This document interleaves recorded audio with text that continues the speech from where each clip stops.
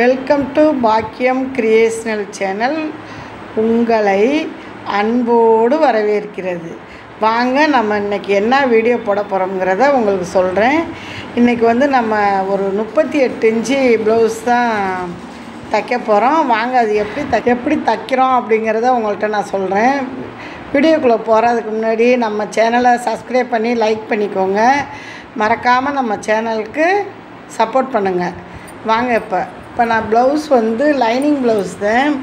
Lining blouse நான் எப்பயுமே lining வெட்டும்போது கை மட்டும் என்ன அளவோ அந்த அளவுக்கு கரெக்டாக வெட்டி எடுத்துக்கிடுவேன். சமமாக 7 இன்ச்சு இருக்கா 8 இன்ச்சு இருக்கா அந்த அளவு பார்த்து கரெக்டாக நான் வெட்டி எடுத்து லைனிங் தச்சு வச்சுக்கிடுவேன்.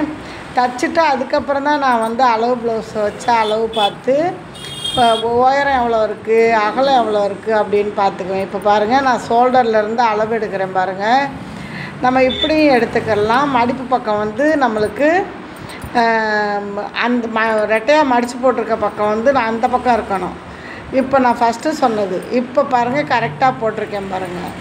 கரெக்டாக மடித்து போட்டுக்கிட்டேன். அளவுகளை நம்ம கரெக்டாக எடுத்துக்கிறணும். நம்ம எந்த பக்கம் வேணாலும் போட்டு வெட்டிக்கலாம். ஆனால் நம்ம உயரம் போல்டு பண்ண பகுதி நம்மளுக்கு ஆப்போசிட்டில் இருக்கணும். அப்படி இல்லைன்னா நம்ம எப்படி வச்சுருக்கோங்கிறத பார்த்து தான் மார்க் பண்ணணும். இல்லைன்னா 4 பாகமாக போயிடும் துணி. அதனால் கரெக்டாக அளவு போட்டுக்குங்க. நான் அளவு ப்ளவுஸ் எடுத்து மேலே போட்டு அளவு போட்டுக்கிட்டேன்.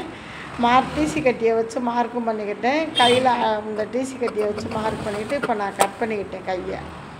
இது எப்படி கட் பண்ணியிருக்கேன்னு பாருங்கள். நம்ம ப்ளவுஸோட அளவு வச்சு தான் நான் கட் பண்ணியிருக்கேன்.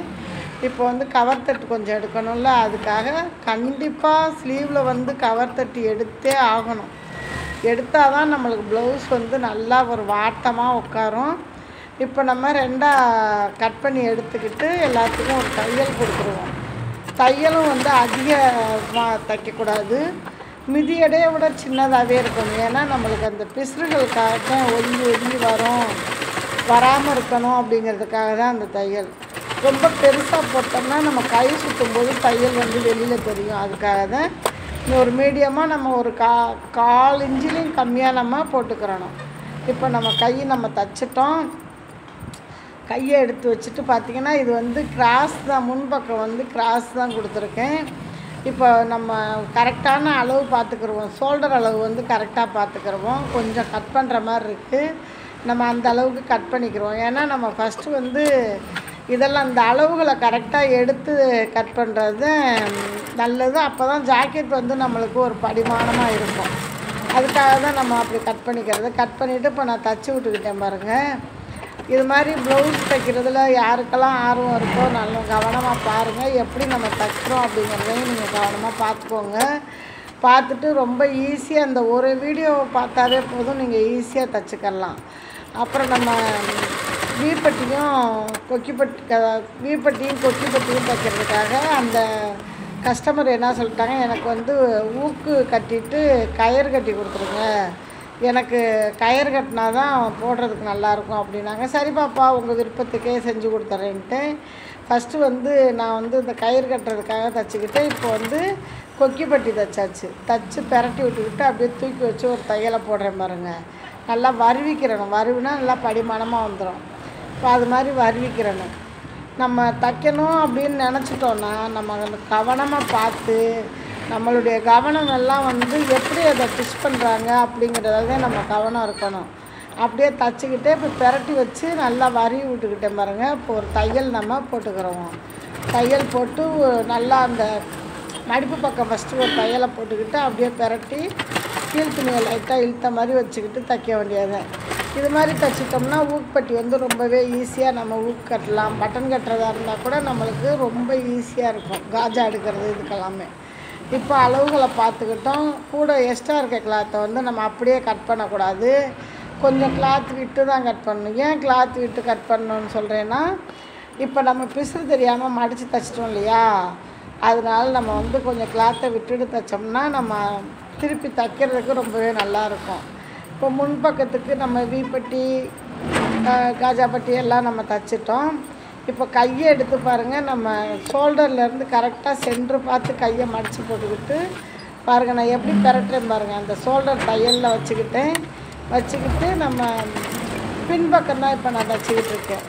எந்த துணியுமே இழுக்க வேண்டியதில்லை. கரெக்டான அளவுகள், சரியான மெஷர்மெண்ட்டுன்னா நம்மளுக்கு வந்து தைக்கிறதுக்கு ரொம்பவே ஈஸியாக இருக்கும்.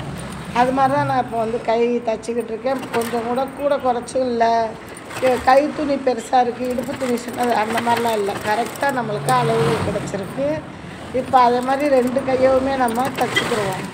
தைச்சிட்டு இதில் ஒரு ஓவர்லாக் கொடுத்துருவோம். ஃபஸ்ட்டே நம்ம வந்து ஓவர்லாக் கொடுத்துட்டு அதுக்கப்புறம் தைக்க ஆரம்பித்தோம்னா ரொம்ப நல்லா இருக்கும், ஈஸியாக இருக்கும். அதுக்காக தான் இப்போ ஓவர்லாக் போட்டுக்கிட்டு இன்னொரு கையவும் நம்ம தைச்சிக்கிடுவோம்.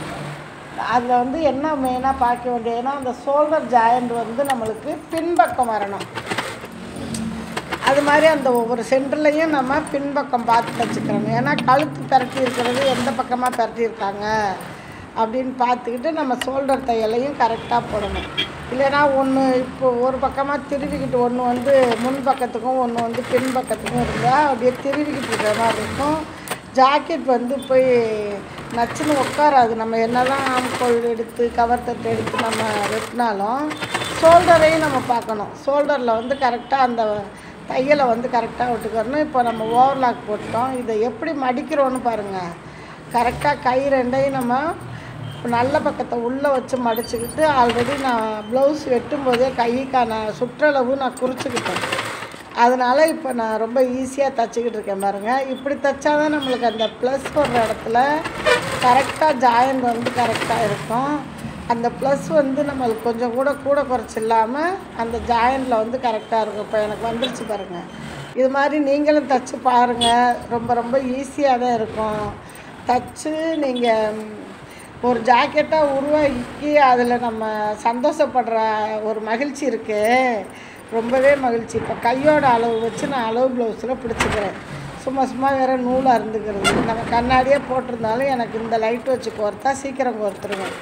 அதுக்காக கோர்த்துக்கிட்டேன். இப்போ நான் வந்து இந்த ப்ளவுஸ் வந்து கை ஜாயின் பண்ணுறேன். அதே மாதிரி கை ஜாயின் பண்ணிவிட்டு இடுப்பு ஜாயிண்டோடு சேர்த்து பண்ணுறோம் பாருங்கள். கையும் இடுப்பும் ஜாயிண்ட் வந்து நம்ம சேர்த்து பண்ணுறோம். அப்படி பண்ணும்போது ரொம்பவே நல்லாயிருக்கும். தைச்சிட்டு ஆல்ரெடி நம்ம 2 தையல் போட்டாவே போதும். 2 தையல் போட்டாவே நம்மளுக்கு ரொம்ப நல்லாயிருக்கும். இப்போ வந்து கஸ்டமர் என்ன கேட்குறாங்க, ஒரு தையல் சேர்த்து கொடுங்க அப்படிங்கிறாங்க. அதனால நான் எக்ஸ்ட்ரா 2 தையலை போட்டுறது. இப்போது 4 தையலாக வச்சுக்கோங்க. பெருசாக இருந்தாலும் பிரித்து விட்டுக்கோங்க, சின்னதாக இருந்தாலும் பிடிச்சி விட்டுக்கோங்கன்னு எக்ஸ்ட்ரா கிளாத் வச்சு தைச்சி விட்டுறது. இப்போ நான் அது மாதிரி தைச்சிட்டு இந்த சட்டைக்கு வந்து பாக்கெட் வைக்கிறேன் பாருங்கள். இந்த கிராஸ் பட்டியில் பாக்கெட் வைக்கிறது ரொம்பவே நல்லது. அந்த காலத்துலலாம் வந்து விவசாய வேலைக்கு, காடுகரை வேலைக்கு, வயலில் நாற்று நடவு நட போகிறவங்களாம் என்ன செய்வாங்கன்னா, இதில் வந்து வீட்டு சாவி, ஒரு முக்கியமான சாவி இருக்கும் வீட்டுக்குன்ட்டு, அந்த சாவியை இதுக்குள்ளே வச்சுக்குவாங்க. சம்பளம் இப்போ நாங்களே வந்து எங்கள் காட்டுக்கு வேலைக்கு களைகளை வெட்ட வர்றாங்கன்னு வச்சுக்கோங்க, சம்பளம் கொடுத்தோம்னா டக்குன்னு அதில் வாங்கி, அப்போல்லாம் 2000 2 இப்படி தான் கூலி, அதில் வச்சுக்குவாங்க. அந்த பாக்கெட் அதுக்காக தான் கேட்குறது. இப்போ நம்மளுக்கு ப்ளவுஸ் ரெடி ஆயிடுச்சு. சூப்பராக ஒரு 38 இன்ச்சு பாடி சுற்றளவில் ஒரு லைனிங் ப்ளவுஸ் நம்ம தைச்சிட்டோம். சிம்பிளான வேலை தான். சாதா ப்ளவுஸோட லைனிங் ப்ளவுஸ் தைக்கிறது ரொம்ப சிம்பிளான வேலை. ஏன்னா நம்மளுக்கு தையல்லாம் அதிலே பிரட்டி விட்டுக்கிறோமா, ரொம்பவே நல்லாயிருக்கும். இப்போ ப்ளவுஸ் ரெடி ஆயிடுச்சு பாருங்கள். ஓகே ஃப்ரெண்ட்ஸ், நீங்களும் நல்லா கவனமாக பார்த்துக்கங்க. நான் ஒரு பிசுறு கூட இல்லாமல் தைச்சிருக்கேன் பாருங்கள். பாக்கெட் வச்சு அது மாதிரி உள்பக்கமும் நம்ம கையில் சுற்றுறது, இடுப்பு ஜாயிண்ட்டு எல்லாமே வந்து கொஞ்சம் கூட பிசுறு இல்லாமல் அந்த ப்ளவுஸை நான் தைச்சிருக்கேன். என்கிட்ட ஓவர்லாக் மிஷினே இல்லைனாலும் கூட நான் மிஷின்லேயே வந்து இப்போ இந்த பிசுரை ஃபஸ்ட்டு உருட்டி தைச்சிக்கிருவேன். நான் பாருங்கள் தைச்சிட்டேன்னா, இப்போ இந்த கஸ்டமர் வந்து என்கிட்ட 200 பணம் கொடுத்துட்டு போனாங்க இந்த ப்ளவுஸுக்கு. எனக்கு ரொம்ப சந்தோஷமாக இருக்குது. பெண்களாகிய நமக்கு ஒரு கைத்தொழில் கையில் இருக்கணும்னு நான் அடிக்கடி எதுக்காக சொல்கிறேன்னா, என்னுடைய வருமானத்தை வச்சு தான் நான் சொல்கிறேன். ஓகே ஃப்ரெண்ட்ஸ், மீண்டும் அடுத்த ஒரு வீடியோவில்